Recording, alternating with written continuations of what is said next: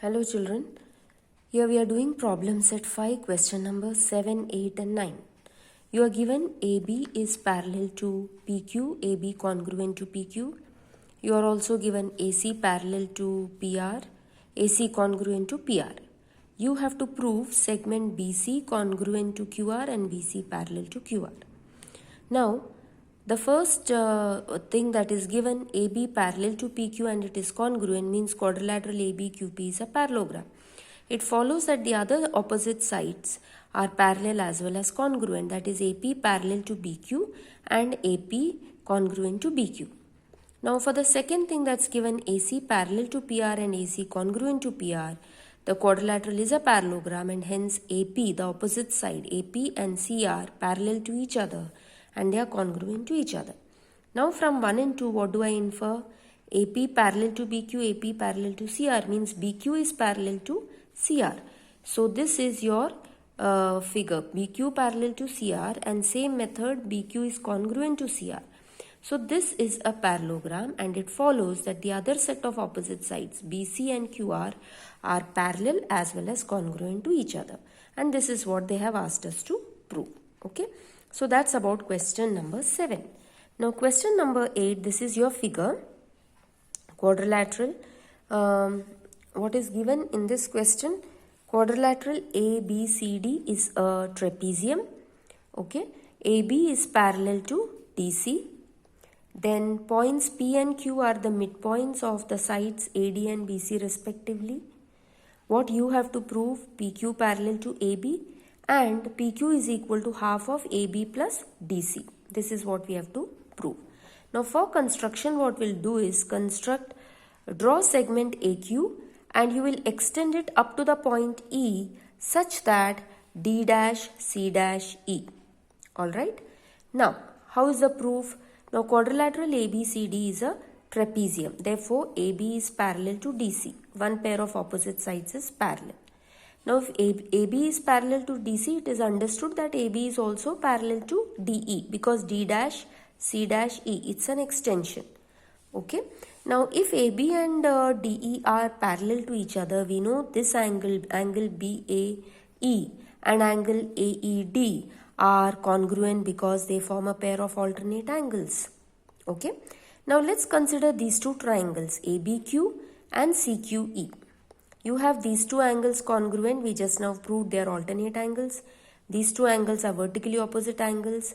BQ is congruent to QC because P and Q are given that they are the midpoints of AD and BC respectively. So Q is the midpoint of BC. Therefore BQ congruent to QC. Therefore these two triangles are congruent by SAA test. Okay. Hence you have AB congruent to CE. Alright. And AQ congruent to QE by CSCT. Next, what we have to prove is, we have in triangle ADE, see, consider this triangle ADE. You have P and Q to be the midpoints of the two sides AD and AE respectively, and therefore you have PQ parallel to DE or PQ parallel to CE by the midpoint theorem. Therefore, see, we have PQ parallel to DE, PQ also parallel to CE, but we know that CE is congruent to AB. We just now proved the two triangles congruent by CSCT, AB and CE are congruent. Therefore, I can say PQ parallel to AB. That's the first part of the proof that you have to do. Next, PQ is equal to half of DE, right? From the midpoint theorem. Now, DE can be written as DC plus CE. DC plus, in place of CE, I can write AB because it is equal. Therefore, I will get PQ is equal to half of DC plus AB, or in other words, PQ is equal to half of AB plus CD. So, I have explained the proof here on this page. You can go through it. It's exactly how I have explained to you. So, it will be easy for you to understand. Okay. Now, the last question, number 9 in your textbook. This is your figure. Quadrilateral ABCD is a trapezium. AB is parallel to DC. M and N are the midpoints of these two diagonals AC and BD respectively. You have to prove MN is parallel to AB. Okay. Now for construction, we will extend dm up to t such that a dash t dash b. Now for the proof, now since DC is parallel to AB and this is the transversal, I know these two angles are alternate angles and therefore they are congruent. Now you consider these two triangles DMC and AMT. These two angles are congruent, they are alternate angles. These two angles are vertically opposite angles and you have AM is equal to MC because M is the midpoint of AC. Therefore the two triangles are congruent by ASA test.